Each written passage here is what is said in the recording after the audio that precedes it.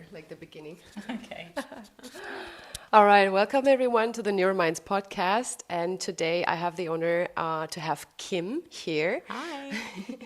And I mean, you know a lot about myself already, so maybe Kim, if you want to introduce yourself quickly. Yeah, cool. So I'm Kim. I've known Lisa now for 10 years almost. I'm also neurodivergent. I have ADHD. I'm a mother of two boys. I'm Australian. I work in the tech field in account management, client success side of things. And I've got quite an ADHD story as well, just like everyone else who's ever been diagnosed. And I live now here in Switzerland and have been here on and off for 6 years. So that's me in a nutshell.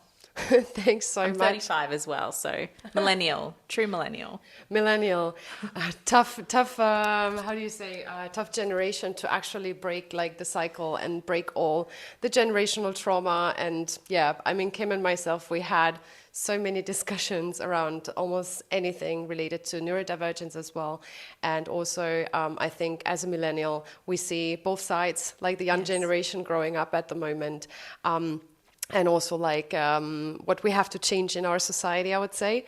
And today what we want to talk about is the comorbidities in neurodivergence, because I think, first of all, it's important that we get the neurodivergent voices in here, because the research and development is great. However, sometimes from a healthcare perspective, I have the feeling that there is a lot of, let's say, medical support that is a little bit based on assumptions and not always based on the experiences of neurodivergence. And I think we both have a fair share of certain comorbidities that came along with neurodivergence. And just to be from a narrative perspective clear, neurodivergence itself is not a disability or a disease, but depending on your environment, you can develop comorbidities that can turn into diseases and probably disabilities. And I think Kim has a lot to share. She has gone through a whole journey of different comorbidities, and I think that's why it's super important we talk about it today. From her own experience. And then later I'm also going to share a few research insights. And just to be clear, I've done the research yesterday. So basically everything we knew already based on our pattern recognition is something that was just underpinned yesterday with a bit of research. So Absolutely. yeah, if you want to start Yeah, sharing. sure. So I guess one of the things to mention here is that ADHD, anyone who is neurodivergent, obviously a lot of what happens in childhood is some trauma. So that's anything from not having a diagnosis and trying to operate in a world that is not built for your brain. But along with that trauma, with that negative feedback, can come certain, autoimmune conditions that develop later. So from my side of things, my background is Anglo-Indian. We have certain autoimmune conditions that are genetically something that we tend to have. What was interesting for me is after my diagnosis, finding out that a couple of those autoimmune conditions are also really common in women with ADHD. So for myself, not only do I have ADHD, I also have polycystic ovarian syndrome and I have Hashimoto's disease. And one of the links that I have identified now is between ADHD and women with Hashimoto's disease or issues of the thyroid. I think a lot of what that comes down to as well is that our bodies are in a constant state of stress. We are constantly looking for, our pattern recognition means we're constantly scanning for threats. We are hyper aware and hypersensitive to changes in our environment. And then also if you've had the discomfort of having a lot of issues as a child where you had negative reinforcement, you had issues where people didn't understand you, that creates also some, more of that rejection sensitive dysphoria in yourself. So what I've found now is that a lot of women that I've met with ADHD and also women of color tend to have these hormonal based autoimmune conditions that are specific to women. So polycystic ovarian syndrome, which is an imbalance of androgens in the body. It can be that you have a lot of ovarian cysts each month, etc. But it's closely linked, obviously, with conditions like diabetes. Diabetes is also an a condition, a comorbidity of ADHD. So in my experience, actually, one of the key things in trying to manage my ADHD symptoms has actually been to manage my hormones. So making sure my thyroid is operating well, making sure that my sugar is regulated, my insulin sensitivity is managed. These are all things that I've actually found were really important to manage my ADHD. The other thing, obviously, that we know is for women with ADHD in particular, I'm not going to discuss the autism side of it because it's not something I have that much experience in, just the cycles each month, the week before your period comes, your ability to create dopamine is so low that it can really cause you a lot of also emotional discomfort. You add to that the ADHD side of it, that week before your period, you really feel like a different human being.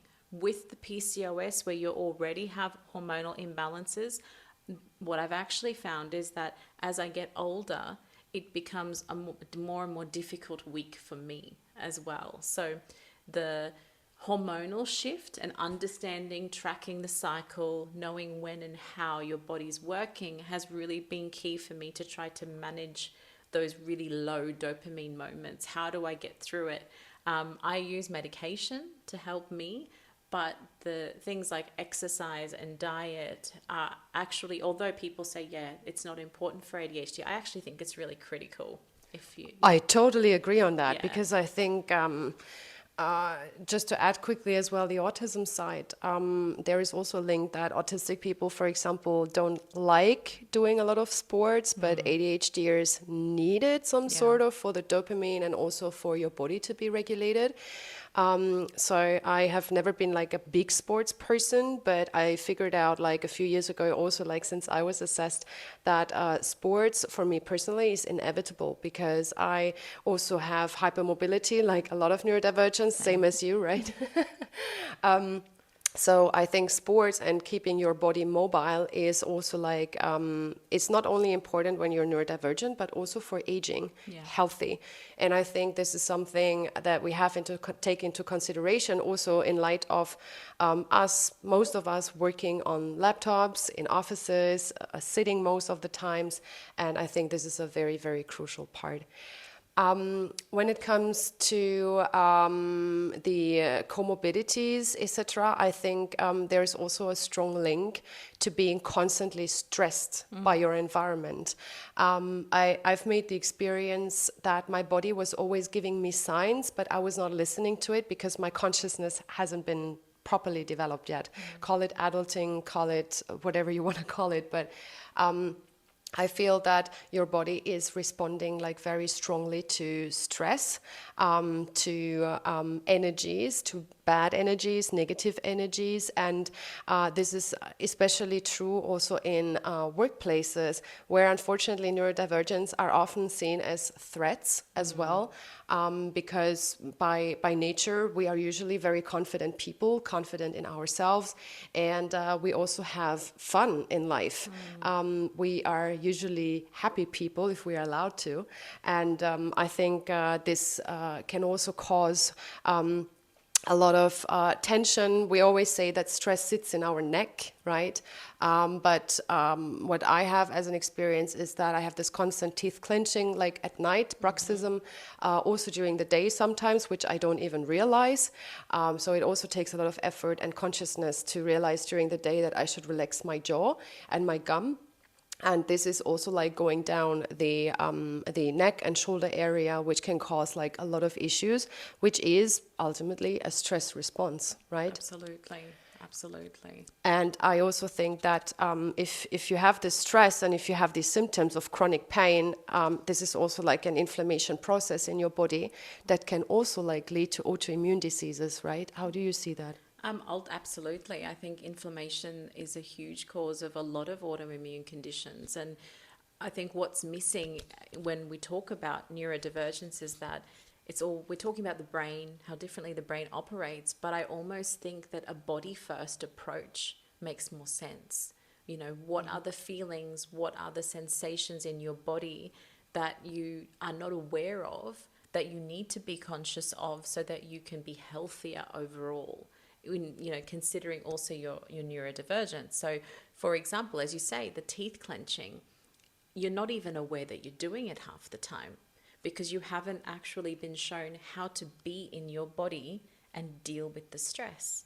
So that's something that I think has been also becoming a mother for me, learning how to deal with all that stress and manage the nervous system of two additional human beings on top of my own.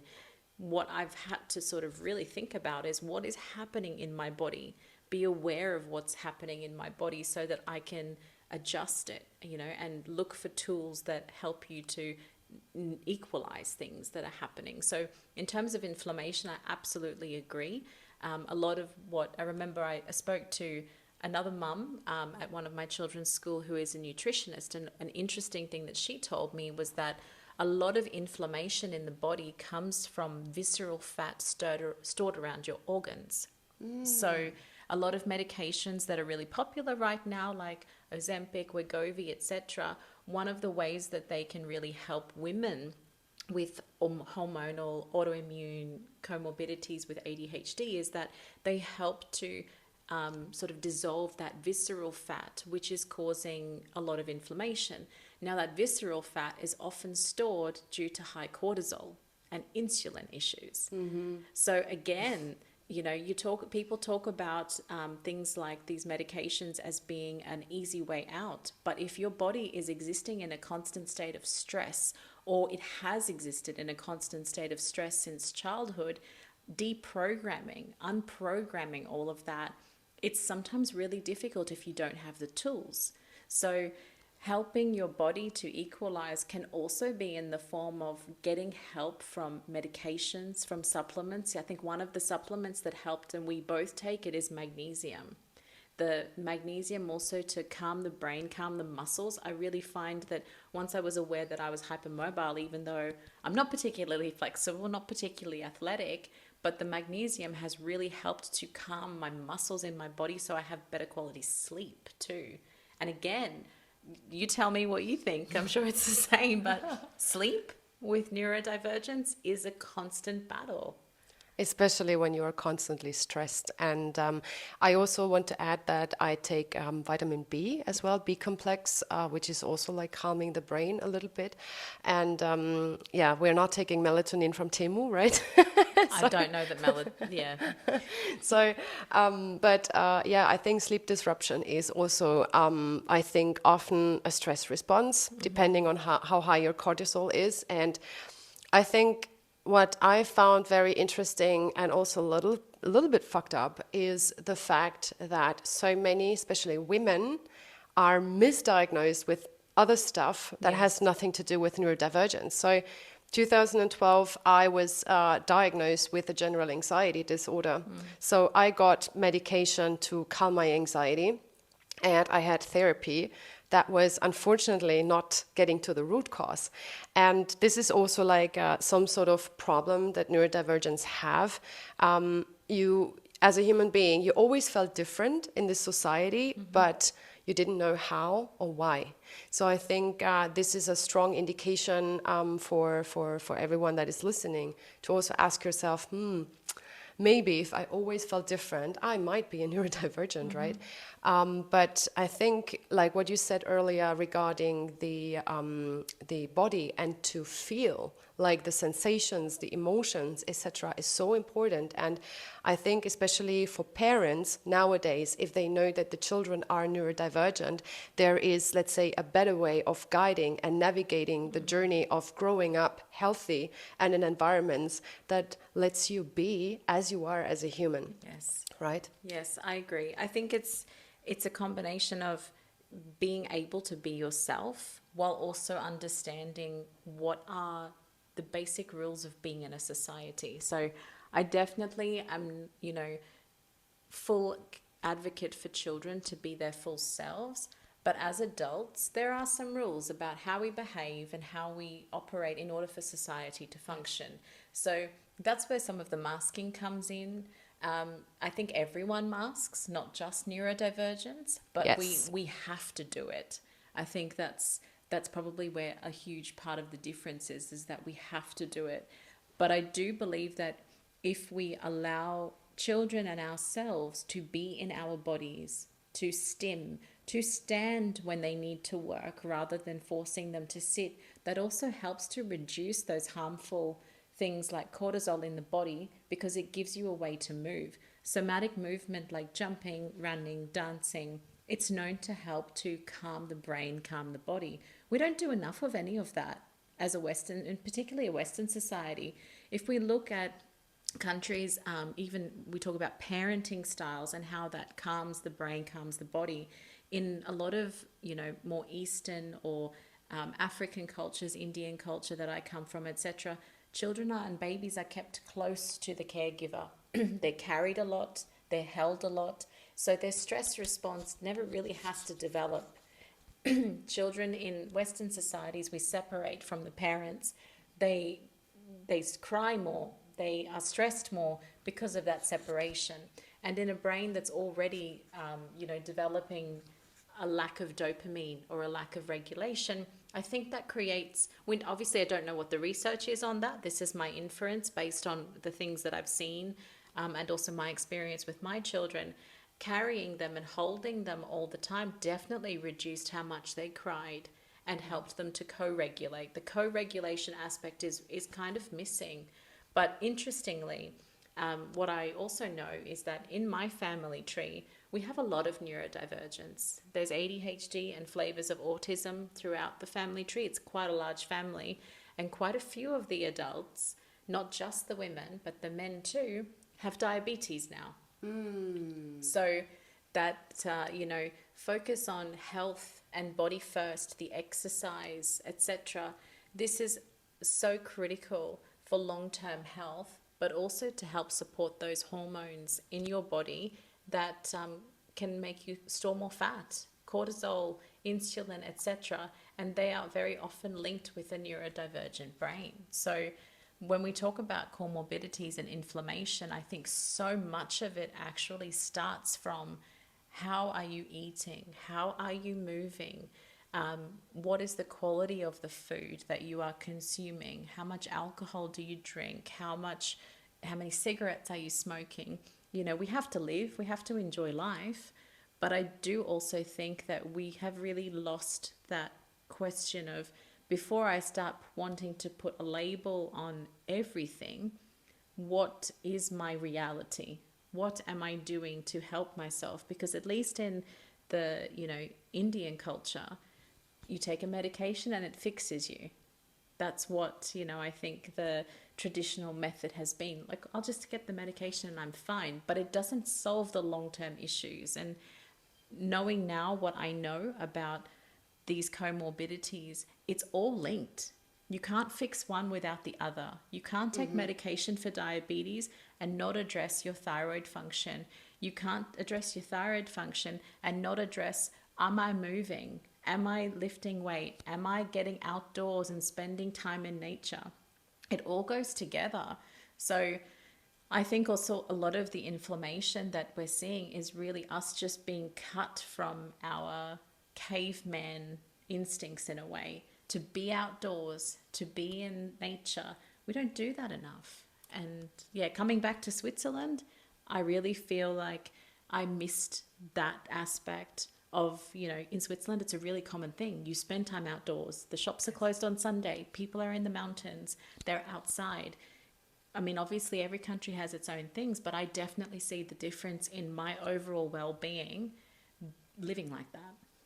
100%. And I think that I don't know how to phrase it in the best way, but there is also like new, let's say, voices or assumptions that neurodivergents are, let's say, the ancient beings, like the ones that are very, very well connected to how a human should have operated. And then we created a society around capitalism where you have to be productive all the time, where it's about convenience and not about doing the things that we should be doing with our bodies, right? Which is getting exercise or going out, being in nature, and also eating the right food. foods. I mean, if you go to the supermarket, there's a lot of crap. And if you don't have, let's say, 40-50% at least of fruits and veggies on your plate, it's going to be very difficult for your body to keep a healthy state. And I also feel that this should be also very alarming, that especially neurodivergence responding so strongly to the environment that we have created, especially in Western cultures, should be a warning sign for everyone that something is not going into the right direction. Right? Absolutely.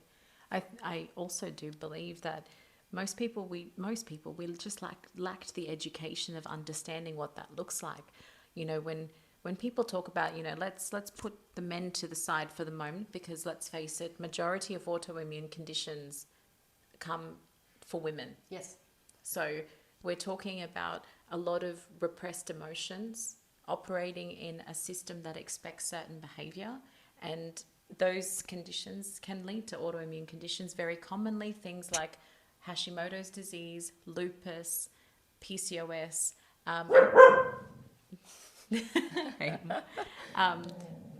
These are often things that I think, you know, they affect women, not men, in the same way. Yes. And for women, I think we are sort of taught at a very young age to disconnect from our bodies. Yes. And I think the expectation, or what we're seeing, of so many women in their 30s being diagnosed as neurodivergent, on top of perhaps certain autoimmune diagnoses, is a fact of they've been disconnected from their bodies and expected to behave a certain way. I think it's no surprise that we're seeing a lot more women looking into somatic healing, looking into their diet, looking into what is the effect of all this hormonal contraception I've taken all my life.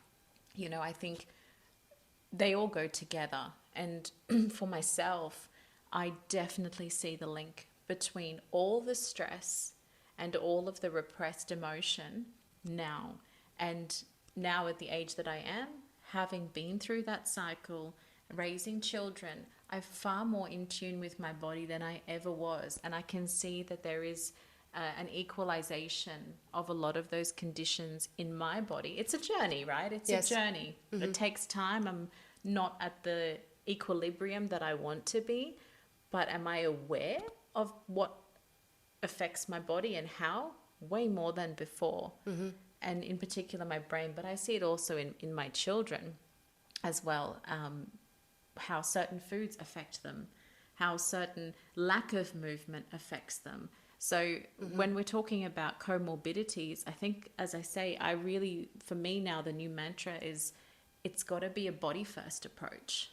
What's happening in the body? Because you move the body, the mind follows. Also, yes, we can rethink our reality, but you can't think yourself to a healthy body. You have to take action. Sometimes you have to do the 1, 2, 3 rule, count 1, 2, 3, put your shoes on and go before you have a chance to dig yourself out of it. And that's so common with ADHD. We ruminate and ruminate and ruminate and don't get anything done. So you almost have to hack it. Absolutely. I think this is also like going a little bit back to the basic instincts that we are born with as human beings. And at least in my experience, and also by talking to many neurodivergents, you're already trained in school to not trust your gut feeling, and that authority is power. The teacher is always right, which is not true. So, so I think it's important, and this is also why with Neurominds we want to help people to connect with their basic instinct again, because then I think a lot of drama that we had in our lives, or that we have experienced also with other people in certain environments, can be magically blown away because you listen to yourself. And I think one good example is that a lot of people have romanticizing, also probably thanks to Hollywood, that butterflies is a good thing. But I realized also a few years ago, it was around 2 years ago, I always love to go like to a specific bar in Zurich to have my coffee there. And one day I walked in and I saw a lot of like dudes in suits, etc. And the energy was not nice.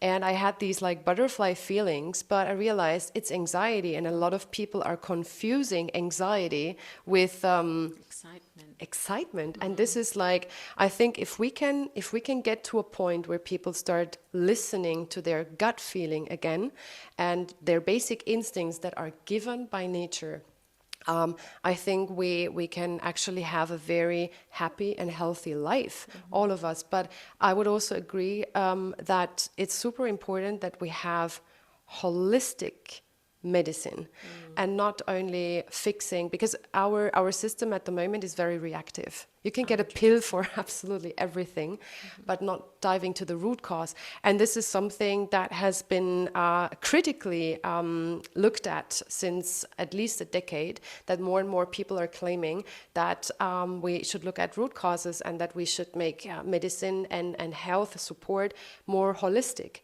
And this is something that is unfortunately still missing.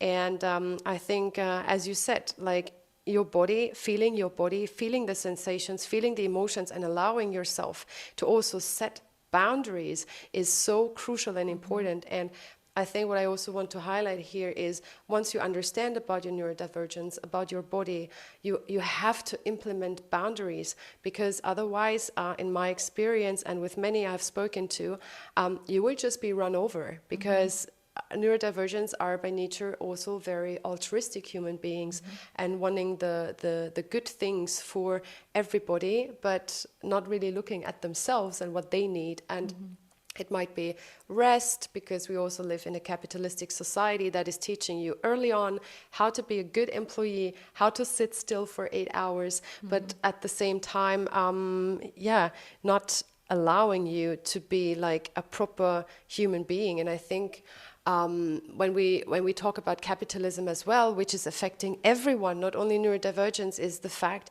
that people don't allow themselves rest, because they learn I'm only worthy when I'm productive. Yes. And this is wrong. Absolutely. I mean, just think about what it does to your body in terms of cortisol. You're not following the natural cues that your body might be sending you, pushing through the burnout culture, the grind culture. At some point, it comes to roost. I've had a burnout. You've had a burnout. That all comes down to you're pushing your body beyond where it should be pushed. And we don't listen. We don't take steps beforehand to mitigate that. And then it's like they say, prioritize it now, because otherwise it will become a priority out of your control. Exactly. No, I think this should be like a subject in school, to teach children to regulate, to set boundaries, to listen to themselves, to their gut feelings. But I think that's going to be quite a long journey. It is. And I think also that's where the idea of maybe the holistic side of it is so difficult for people to get into. I think the journey to, even being diagnosed with an autoimmune condition, it took me until 31 to be diagnosed with ADHD. It took until I had my children to realize I had these other autoimmune conditions. So it's all there. It takes time. And it's not unless you yourself have a research mind that you start to see the link between things. Diving into a holistic approach, I think for some people might just be very scary. It might just be overwhelming, because then you have to think, how did my childhood, how did my experiences in life shape the way my body holds stress now? And unlearning that is actually a psychological and somatic process. And you have to be willing to walk down that path. If you're not willing to, then nothing changes at the root. You can change the symptoms. You can take the medication, for example, for your thyroid function or for your PCOS. But if you don't address why you are like that, it may not actually get better. You'll live with these things forever, but you can put it into remission. You can improve your life. But interestingly, for example, a lot of women with PCOS and polycystic ovarian syndrome, they really struggle to lose weight. They really struggle with fatigue. They really struggle with, cycles that are really quite heavy psychologically, lots of fluctuations. They struggle with their metabolism. They struggle with certain foods that they eat. And, you're given a pill to help with that. But what's missing is understanding that because of all of this, as well as, the condition itself, you have higher cortisol. You're going to hold more fat around your middle, and that makes it much harder to reduce your inflammation. So I know that say what people want about influencers. There are a couple on, around that are really specialized in this, and they talk about a holistic approach to things like PCOS. And a lot of the things that they talk about, which is increasing your magnesium intake, certain herbs like berberine, inositol as a supplement, vitamin D, a whole foods diet, etc. These are also really effective tactics, really effective measures for other autoimmune conditions and for neurodivergence. Yes, absolutely. So for me, it's almost like, hello, the writings, it's like blinking, blinding us. Yes. This is what we should be focusing on. But then we also have the problem that the whole research and healthcare landscape is not really collaborating with each other. No. So you have a research in neurodivergence, let's say specifically ADHD. Then you have another neuroscientist that is focusing on autism. Then you have a social anthropologist that is looking at how the society is developing. Then you have psychologists that are vastly trained for neurotypical brains, but not having a lot of ideas about the chemical difference in the brain of neurodivergence.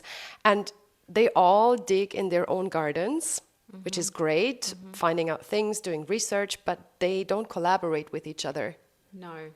And this is why I think it's so complex to help yourself to find out about it, and to do your own research, basically. And as you said, it's very overwhelming. I mean, I was assessed when I was 32, thanks to you.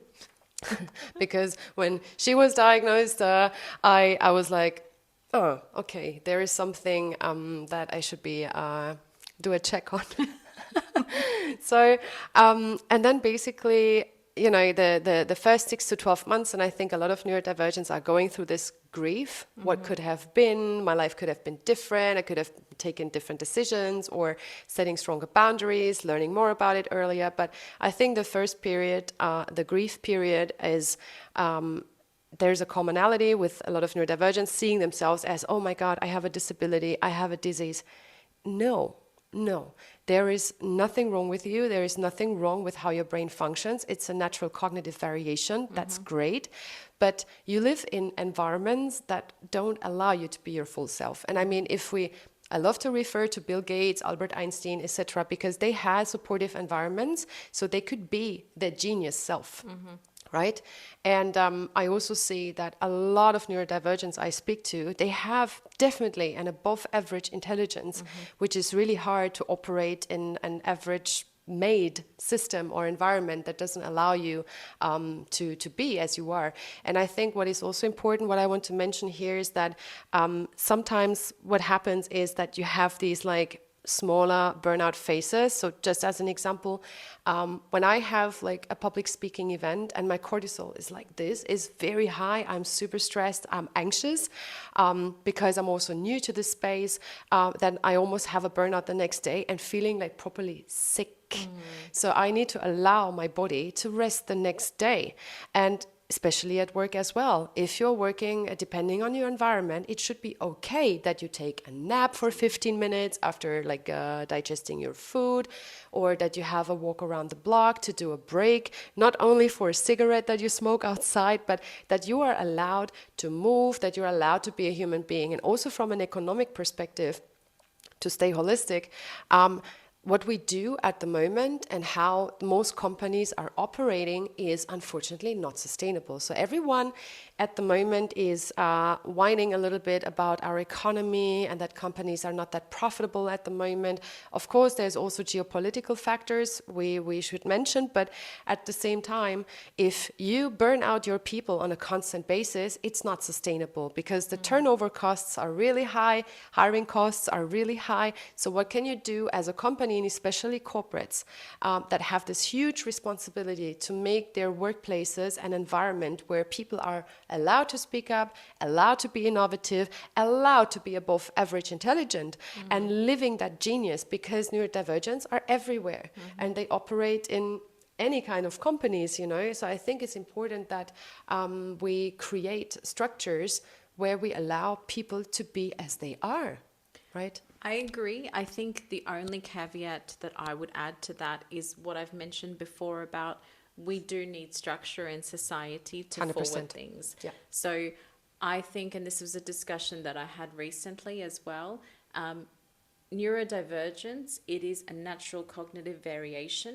We have always existed in societies from, you know, tribes, etc. They had, our skill set was needed for a specific function. Now, so a little bit less, but again, as you say, the innovation, the ideas often come from neurodivergent people. I think the issue there is now we're seeing more people using it as an excuse not to deliver, an excuse not to show up, and not to function. We still need to function. We needed to function in a tribe. We need to function as a society. We need to function as in companies as well. But what does that look like? I feel like a lot of companies are simply not under-resourced, not able to even think about how that looks. And what that means, because, you know, we've had this discussion too. Some people would say, but why should certain people get that level of flexibility and others not? So I think we probably need to establish, what does the new baseline look like? 100%. For everyone. I agree. Because it's clearly the fact that most people, not just neurodivergence, most people support a hybrid working culture tells you that, you know, the nature of work has changed. Yes. So what is the new baseline? It's not just boomers who are in suits who want to run away from their families. Yes. Right? I agree. Yes. It's the mum and dad, you know, millennial fathers are spending more time with their children than any generation before. Good so. So what does that look like? We have a declining birth rate, but then we have this push of going back to the office. We have this push of performing and grinding again. But women are also choosing, knowing what we know about how much women carry the mental load in this environment. That's not what I want. Yes. I don't want to live like that. So what is the new baseline? What is the new baseline that allows people to live authentically, for society to operate as it should, for our nervous systems to be regulated, and for us to see a reduction in the autoimmune conditions? Yes. I feel like that is it's a huge question, but one that I think innovative companies run by millennials or anyone who is willing to have the conversation will see. Yes. And we'll discuss that, because it becomes very real, you know. I agree.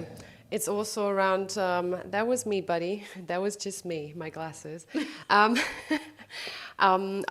absolutely agree. And I think, that's also a question on how to be equitable, right? Yes. And these conversations, they have to happen. And some companies are having these conversations already, but the majority of companies, they don't even think about it. So it's 2026, and we have so much knowledge and so much research and so much workplace professionals that are talking about these topics. But I think that the improvement and the movement to actually shape the future of work is a very, very slow process. It is, because there's a lot of money and a lot of profit being discussed, and to accommodate is costly. Yes. And a lot of companies, a lot of people just simply, let's be honest, simply don't care. So it's as ignorance. And I think it is a very slow process. But if we look at the tiny steps taken with every couple of years that you see, 100 years ago, where were we in terms of work? Yes. Where were we in terms of women in the workplace and men with their families? And, we come at it from very two different perspectives, right? I often think about it in the context of family. You're also thinking about it in the context of living authentically and understanding how to manage your time. Yes. I think they're all linked. Small steps make the way. But I think now we're really looking at, we need to make some quicker steps. Yes. And more dramatic steps. Yes. Because let's face it, for somebody like me, right, I've done the grind. I've worked instead of the 40-hour work week, I've worked the 60, 70-hour work weeks while being Same. a parent. I've done that, and I could do it for quite a while, but then eventually your nervous system gives up. Yep. Eventually, for me, it was my thyroid was out of control. I could not sleep. I could not exercise. I was tired all the time. That reset back to basis took so long, and it cost me personally a lot of time, a lot of money, a lot of energy that could have been avoided had I also taken some ownership and said, okay, this doesn't work. What does that look like? But I think we are so resource thin also in companies because profits are put first. We don't realize that you're putting the load on the same few people. Yes. And neurodivergent people, and particularly women, are not great at saying no. Yes. So I think when we talk about comorbidities and autoimmune conditions and neurodivergence, a lot of it comes down to, as you said, setting boundaries. Boundaries are for ourselves, not for other people. Yes. It's what are my boundaries and learning how to say no effectively. Yes. And it's so freeing once you can. 100%. You just, no, I'm sorry, I don't, you don't even need, I think also the I'm sorry is overkill. There are ways to set your boundaries without being sorry for them either. Yes, I agree. And you can operate within a structure. I mean, I started observing also people that I would see at work and admire how they worked, and they would log in at the time that everyone else does. They at whatever it was, 9, logging out at 5 or 8 and 6, whatever it is, not a minute earlier, not a minute later. Work was delivered, and they were quite capable at saying, no, this is my time. This is something I've had to learn, and something that absolutely I would take into my next role is, how do I achieve what I need to achieve while maintaining the authenticity and protection for myself? 100%. Because, now it's not just, people have this picture of it's an intern or, an analyst who's just joined a big company grinding 20 hours a day, etc., whatever it is. But it's not. It's the person who has a medical condition who's doing more than they should. It's the parent who is missing key elements of their child's life because they're working. It's the parent who is working at night instead of resting because they're trying to be present. It's not sustainable long term. And it, as a society, I mean, it benefits a lot of people that lots of people are sick. It benefits the pharma companies. Of course. It benefits, lots of people benefit when society is sick. But if we look at ultimately wanting to be healthier, it's in our hands. Yes, we have to take responsibility. We do. And I think that was also part of the burnout realization for me, was that my burnout was my fault. It was not the fault of my environment. My burnout was my fault. Yes. Because I did not take ownership. I did not say no. Yes. I did not listen to the cues. And ultimately, yes, I actually had a great team that really looked after me and everything like that. I overextended. It was my fault. I agree. So that's also part of it. In the same way that it's our fault, it's also our responsibility to look at things holistically. Yes. And not just to wait for someone else to look after us. I absolutely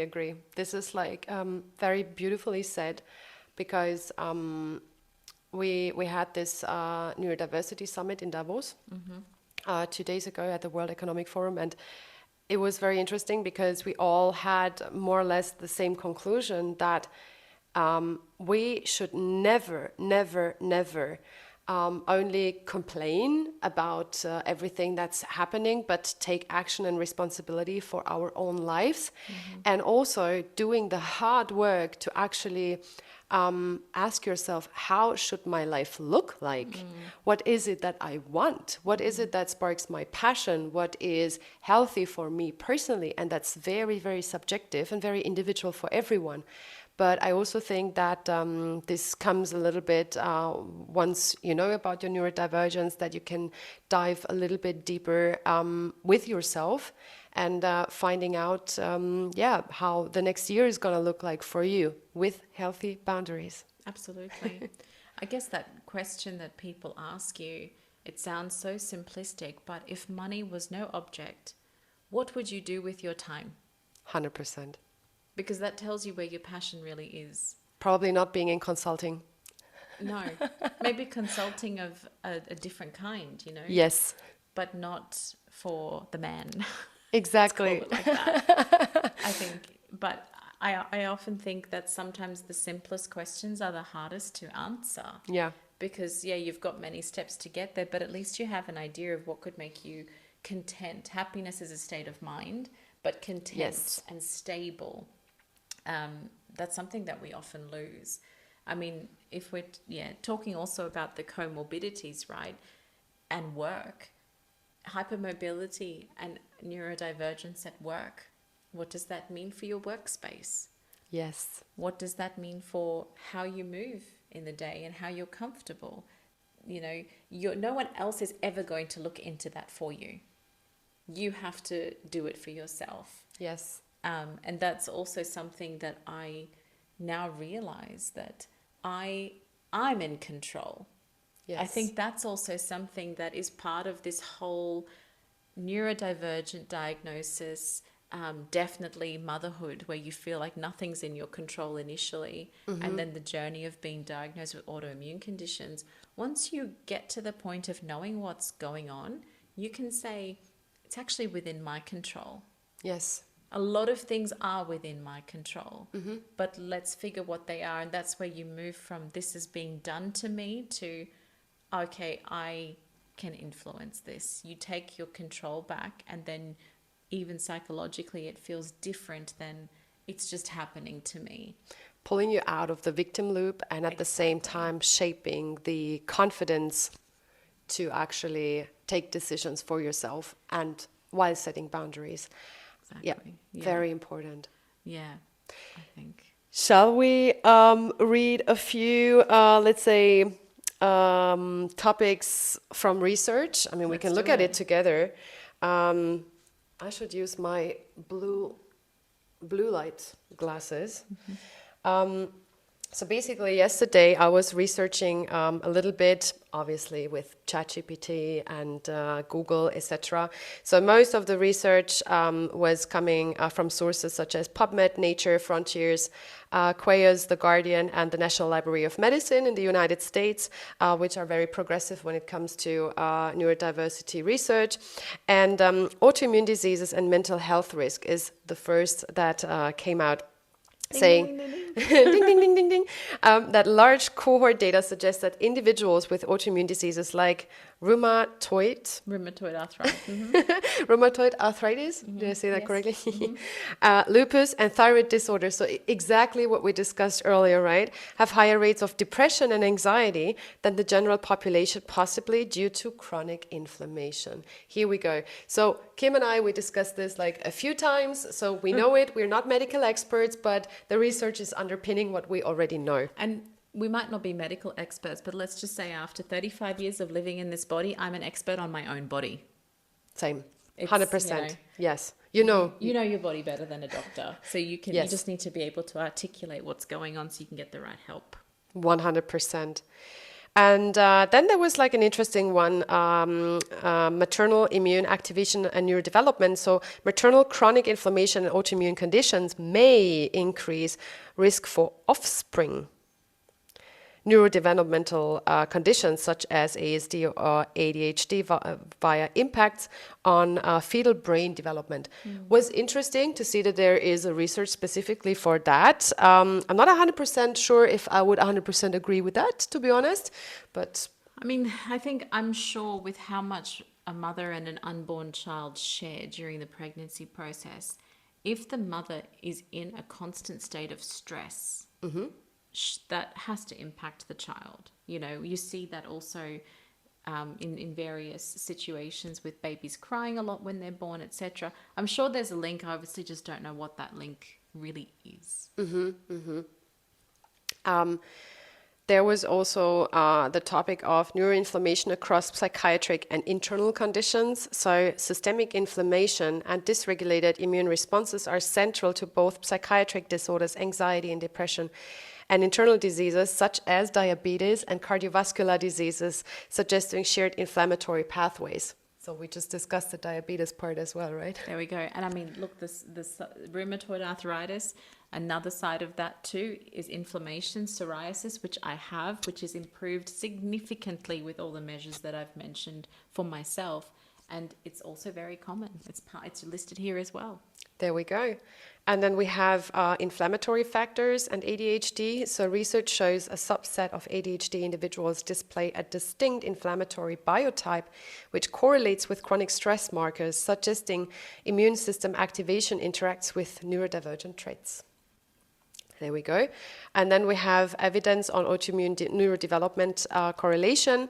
So Mendelian randomization studies have not demonstrated a definite causal link between autoimmune diseases such as lupus, RA, T1D, and ADHD, ASD diagnosis, but inflammatory mediators are implicated in neurodevelopmental biology. So I think here there could be some interesting research to come. Nothing proved yet, but, you know, let's not confuse correlation with causality, but let's see what comes out of that. We have inflammation and chronic fatigue.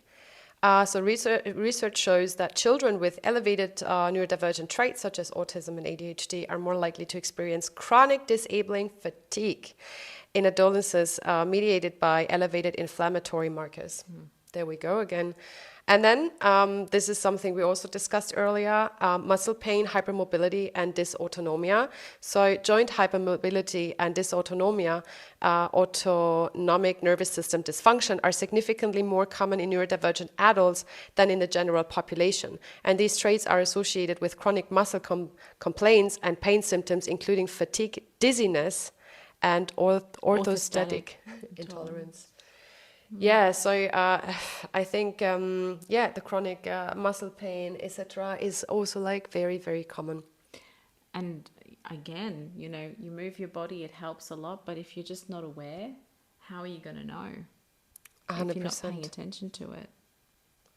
And then also prolonged stress can dysregulate pain modulation systems. So, for example, reduced pain inhibition and increased sensitivity, but also strengthen connection between chronic pain and mood disorders such as depression and anxiety.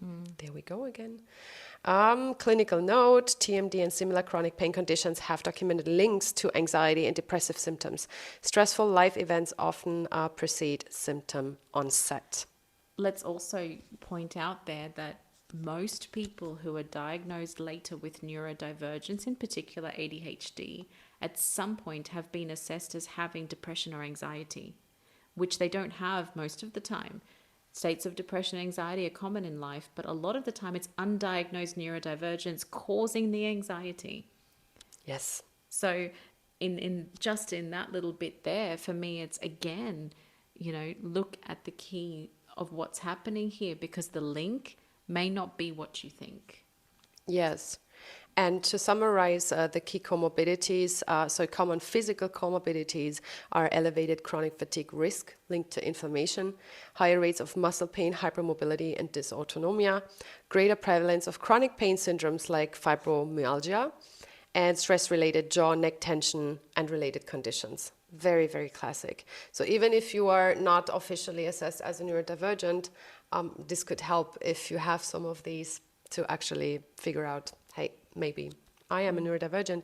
And then we have the immune and inflammatory associations linked between inflammation and psychiatric symptoms such as anxiety and depression, and also maternal autoimmune inflammatory states influencing neurodevelopmental risk. And psychiatric comorbidities, last but not least, anxiety and depressive disorders are common in both autoimmune and neurodivergent populations, often overlapping. There we go. So we would definitely put the sources in to the show notes so you can read a little bit about it. But 2026 as well, very great. We have ChatGPT, we have Google. So all the information is out there. And I really hope that the research and development will be a little bit more holistic in the next couple of years. And I hope that also with Neurominds, we can actually have our fair share of supporting that journey of being more holistic to heal our society, basically. Absolutely, because I think so many people are experiencing the same thing. The conversations we have, the discussions we have, some of the posts in the Neurominds discussion board as well. A lot of people are experiencing the same stuff, so let's get focus where it makes sense. 100%. And Kim, I thank you so much for coming on. No, it's really great. Kim is my best friend, and we know each other for almost 10 years. Yeah. Thank you so much for sharing all of that with us today. And wishing you guys a good day. Ciao. Bye. Wow, amazing.